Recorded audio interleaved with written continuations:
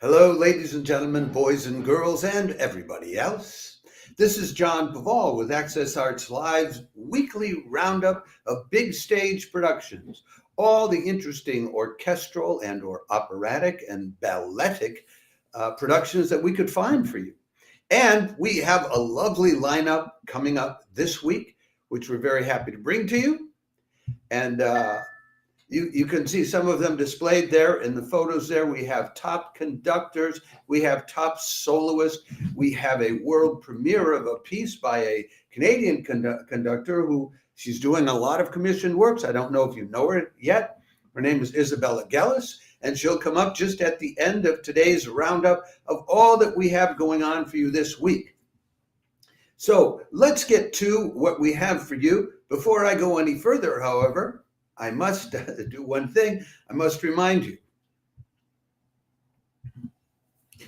If you're watching this on Facebook, please click the like the video button. If you're watching this on our 6 other platforms, please subscribe and or follow Access Arts Live on YouTube, X, TikTok, Instagram, Threads, and LinkedIn, so we can continue to bring you more than 1,000 live links to live performances of the fine arts online every year. Just as we did last year, we're doing it again this year.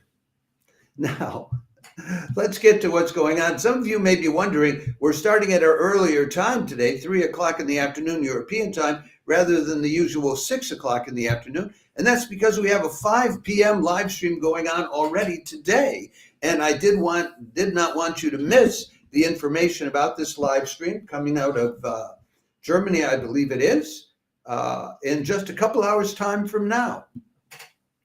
Monday, June 9th, the SWR Symphony Orchestra based in Stuttgart performs Bruckner's 4th and Pierre Boulez's Notation, or Notations in English, played by the orchestra and a pianist who harbors a special connection with and affection for that composer. That'll be at 5 o'clock this afternoon, or late end of the day today, Monday, June 9th. I don't know why they're playing so early. It could be because it's in many countries in Europe, this is a day off because it's the day after Pentecost. These European countries, they're not very religious, but they sure seize on the religious holidays. Anyway, and that means it'll be at 11 o'clock this morning on the East Coast and 8 o'clock in the morning on the West Coast, 1 o'clock tonight down under Australian Eastern Standard Time. This will be the photos that I have up for you there. So I should have up for you. Yeah, they have that composer. That's Pierre-Laurent Aimard, the conductor, and he is Pierre Boulez was his teacher and his close friend. I'm sorry. That's the pianist Pierre-Laurent Aimard, who will be playing Notation, not the conductor. And he has had a special relationship with Boulez. And in fact, he's going around this year. He's been marking the centenary of Pierre Boulez's birth, appearing as a soloist with a list of orchestras, not including this one, with the Frankfurt Radio Symphony, the LA Phil, doing recitals at the New York Carnegie Hall, the Wiener Musikverein, places like that, the Festspielhaus in Baden-Baden. So Aimard is a real, not just a specialist in playing Boulez. He's a man who knew Boulez intimately, at least in the artistic sense. And so this is a real chance to hear these notations, these notations played really well. There's the Bruckner, the 4th. Everybody's been playing Bruckner, so I don't know if that's something to get excited about. But I think that the Boulez part of this program is something very interesting. And as I said, it's coming up in just like 2 hours. So Aimard, otherwise, he's a member of the Bavarian Academy of Fine Arts, and he has been a professor at the Collège de France in Paris and at the Cologne Hochschule für Musik. You know, all these German cities have a Hochschule für Musik and Kunst. So that's the first thing on, and we started early today to make sure that that you wouldn't miss this, that you know about it in time to check it out. So please do check it out. It's free of charge on YouTube. We give you the link. Next up will be on Wednesday. Coming out of Russia, we have several concerts coming out of Russia, at least 2 this week. Wednesday, the Moscow Regional Phil visits the Catholic Cathedral in Moscow for a program exclusively of music by Russian composers. Godik, Balakirev, Glier, Tchaikovsky, and Kalinikov.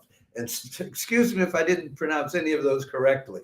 This is live streamed by Artbene, which does all the Roman Catholic Cathedral live streams there. It will be at 7:30 in the evening European time, 1:30 in the afternoon on the East Coast, 10:30 in the morning on the West Coast, and it's an 8:30 Moscow time concert. They'll be among the pieces they're doing, which I think is really important, is and which they underline in their program notes, is a piece by Reinhold Glier, who, in spite of his name, which sounds very French, he's a Russian composer, and he sort of from late 1800s to the mid 1950s. He wrote a concerto for soprano, for coloratura soprano and orchestra. And he wrote it in the middle of World War II, when Russia was just taking it in the teeth and losing millions of people to the Nazis, as a sort of a memory of the joys of peacetime. So I think that should be a very interesting piece to hear. They're also doing Tchaikovsky's Slavonic March, Kalinikov's Symphony No. 1 in G minor, and a couple other pieces. But I really think that's the one that you don't want to miss. And that soprano there, that's Elena Terentieva. She's a soloist with the Novaya Opera Theater in Moscow. She appears regularly at the Catholic Cathedral in Moscow, accompanied by the organist Marina Omelchenko, who takes part in this concert as well. So that will be on Wednesday.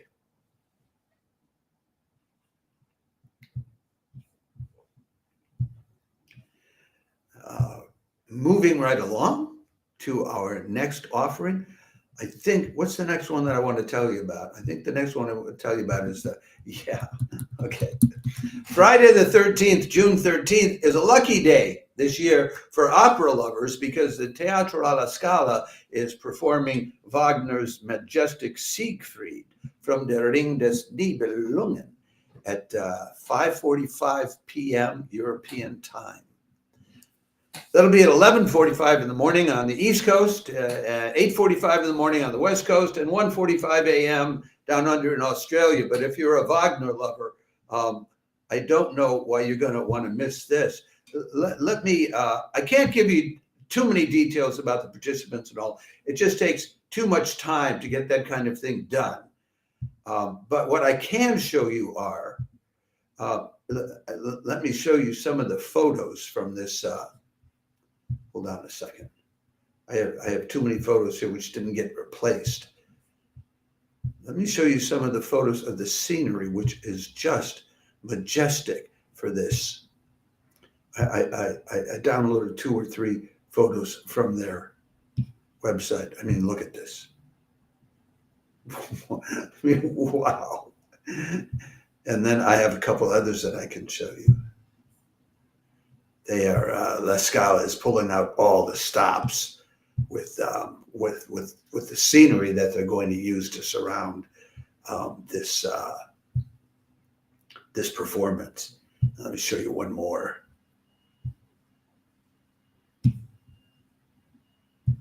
So I think that's going to be a good time for opera lovers, if you ask me. And as I said, that will be on Friday at 5:45 p.m. European time. Then we will have a few more events to tell you about. I will do a separate write-up of the singers and the conductors and all of that for that piece at La Scala. But let's move on to your Friday night offering of a symphonic presentation. Yeah, well, that's the wrong photo anyway, so forget that. Pull that down. So what do we have on Friday besides Siegfried? The Moscow Regional Phil is back at the Catholic Cathedral in Moscow on Friday, playing a program made up of the Four Seasons as composed by Antonio Vivaldi and Astor Piazzolla, the Argentine accordionist. That'll be at 8 o'clock in the evening, European time, 2 o'clock in the afternoon on the East Coast, 11 in the morning on the West Coast. It's 9 o'clock Moscow time. That's the Catholic Cathedral in Moscow again. It's Artbene. It's free of charge. Now, it may interest you to know that also on June 11th, 2 days Wednesday, there's going to be an organ recital at the Tomsk Philharmonic doing exactly the same thing. So apparently they've got the bug both in Moscow and in Tomsk to play Vivaldi and Astor Piazzolla's Four Seasons in their two different versions. But this one is scored for orchestra, violin, and organ.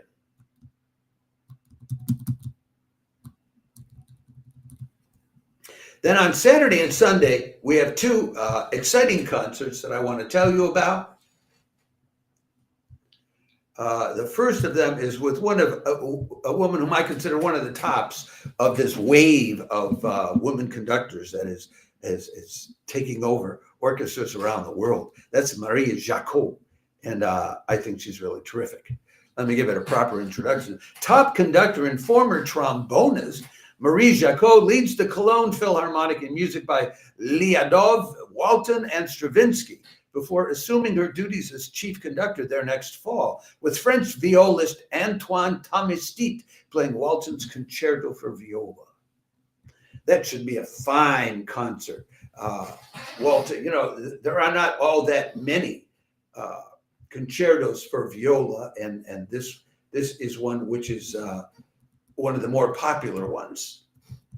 And as I said in the introductions, so they'll be doing Lyadow's The Enchanted Lake, Opus 62, then Walton's Concerto for Viola with Antoine Tamestit, and Igor Stravinsky's Petrushka in the 1947 version. Who's Antoine Tamestit? Well, he's the artist in residence at Radio France. He's the artist in residence at the Elbphilharmonie up in Hamburg, and he's the artist in residence at the Orchestra Sinfónica de Castilla y León in Spain. So he's, very well situated. He's the main man. Marie Jacquot, if you don't know her, she is taking over as the chief conductor, replacing, how can I forget his name? Christian Macellaro, who's taking over as the chief conductor at Cincinnati next year, and who was in Minnesota last weekend. Just as I think it was Saturday, and we told you about it, live streaming a program of selected works, but I digress.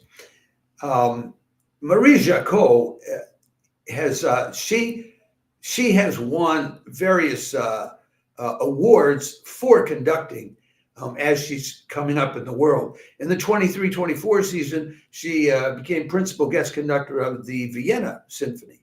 In 24-25, she was made, chief conductor of the Royal Danish Theatre in Copenhagen, which I think gets her involved in opera, because I'm pretty sure that's an opera house as well. And in fact, she worked with Kirill Petrenko on some various opera productions on her way up. And then she's taking over for Christian Macellaro. So, she's the bee's knees now. She also, a year ago, she won the prize for the Revelation Prize for orchestra conductor at the Victoire de la Musique in France. So I think that's another fine, exciting concert for you to check out. And it is free of charge. Wait, let me double check that. Yeah, that's the Köln Phil, so it's free of charge.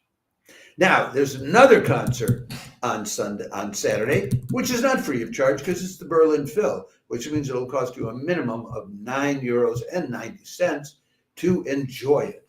I hope I have a photo up here for that concert as well, because I like to have a photo for it. Yeah. This brings you a conductor and not one but two soloists. So you're going to have a lot of talent on display in this concert. You know, sometimes you get what you pay for. All right. Saturday, June 14th, Kazuki Yamada conducts the Berlin Phil with flautist Emmanuel Pahut and organist Sebastian Heindel, joining in on pieces by Takemists and Saint-Saëns Symphony No. 3 for organ, which is just da da da da da dum la dee dee dee. That's that organ symphony, and it just tears me up every time I hear it. They'll be doing, let me give you the time first. That's at 7 o'clock on Saturday evening, European time, 1 o'clock on the East Coast, and 10 in the morning on the West Coast. They'll be doing Respighi's Pines of Rome. They'll be doing Takemists, who was a Japanese composer. This was composed in 1987, a piece for flute and orchestra called I Hear the Water Dreaming. Wow. And that's for flute and orchestra. And then they'll do Saint-Saëns Symphony No. 3 in C minor, which I walked in on just by chance at a church in Paris about 6 months ago, and it just overwhelmed me. I was flattened by it. It's so good. Who is Kazuki Yamada? He's the music director of the Birmingham Symphony Orchestra and also of the orchestra, the Phil down in Monte Carlo. And he's been doing a lot of what they call collaborative performances between the two with the choruses in both cities. He's done Mendelssohn's Elijah there in 2019, and then Orff's Carmina Burana in 2023. And he's also going to be next year taking over the top spot at the Deutsche Symphony Orchestra in Berlin, the German Symphony Orchestra in Berlin. So, you know, they're showing him off in Berlin with the Berlin Phil. And it's worth mentioning that he earned his spurs getting trained by Seiji Ozawa. So he learned from a master, another Japanese master. The soloists are, and I have their pictures there for you, the flautist is Emmanuel Pahut, who he's been the chief flautist at the Berlin Phil since 1992. He graduated from the Conservatoire in Paris, and in the early 90s, the Berlin Phil was going through a phase when they were a lot of the holdovers for the last 40 years since the end of World War II were retiring or dying out on them. So there were all these new spots opening. Pahut came in and grabbed one of them. He's been there ever since. The organist on the Saint-Saëns is Sebastian Heindel, who is an organist at the Kaiser Wilhelm Memorial Church in Berlin. Yeah, they have a church named after an old Kaiser. Germans and Swedes have a way of naming churches after kings. I don't know that they do that in other countries. He studied in Leipzig at the Leipzig Hochschule, and he studied not only the organ, but also conducting, and has done a lot of choral conducting along the way. So, and one of his claims to fame is he won Longwood Gardens International Organ Competition in the U.S. in 2019. To me, this looks like sort of a star-spangled concert. But then again, it's not free of charge. It's €9.90 on the Berlin Philharmonic website.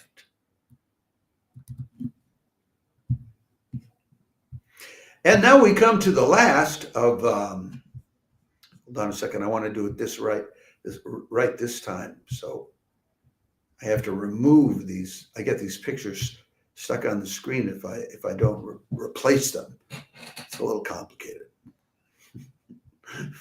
Forgive me. This is the last of this week's, the 7th of this week's live streams, and it is the annual LSO, the London Symphony Orchestra's big summer concert that they do for free.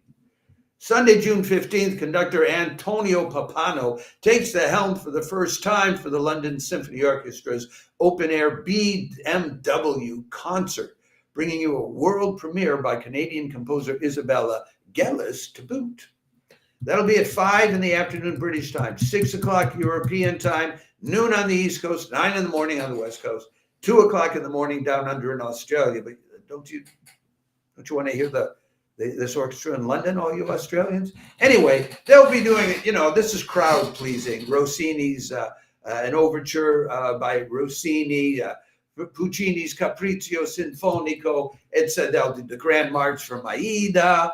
They'll do Sabata's Juventus. But the piece that's really interesting here is an opera for orchestra by Isabella Gellis. That's Antonio Papanu, who's relatively new at the LSO. So this is the first time you do this. They'll be at Trafalgar Square. It's free of charge, although I'm not sure how you have to reserve in order to attend it. But it's a great open-air tradition in London, bringing all this music to the people. So I think that's great. And once more, I want to show you a picture of Isabella Gellis. She is young. You know, judging by her photograph, she is fairly young. And I don't know that I have her age to tell you about specifically. But this is Isabella Gellis. And let me tell you just a little bit about her. What I want to tell you about is how much composing she's doing. She's British. She's described as British Canadian. So that may mean parentage from both countries. I didn't look it up further. She says that her work focuses on imagined and disguised sounds, steeped in the silly, absurd, and surreal. That's from her website. You'll have to figure out what that means. But let me give you an example. She's got so many commissions going on. This year alone, 24-25, she premiered her opera, The Devil's Den, which was commissioned by the Shadwell Opera. And she also wrote the libretto. And that was performed, the world premiere at the 2024 Neville Holt Festival. Then there was the premiere of her work, Valedictions, with the Haydn Orchestra of Bolzano and Trento at the Trans Art Festival. Then at the Aspen Music Festival, another piece by her, which was commissioned by the Aspen Festival, 4 Morris Interludes. Then another piece by her, 2 haikus, was toured in Japan by countertenor Feargal Mostyn Williams. That's very British.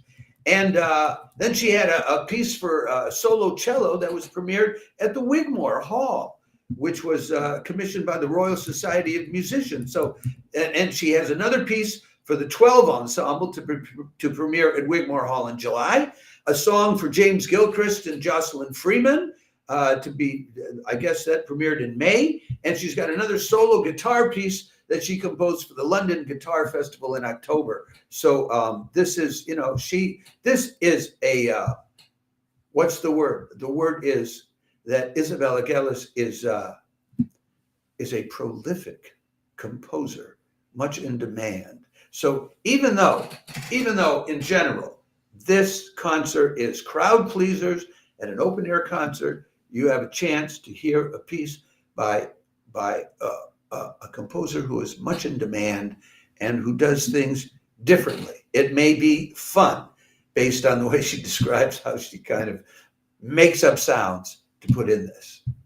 So I hope one, more, some, or any of these live streams I've been telling you about for this week inspire you, uplift you, or just show you a heck of a good time. I mean, I think a couple of them are going to be a heck of a good time, but especially that open air concert with the LSI. I mean, that's always, you know, come on, that's just fun.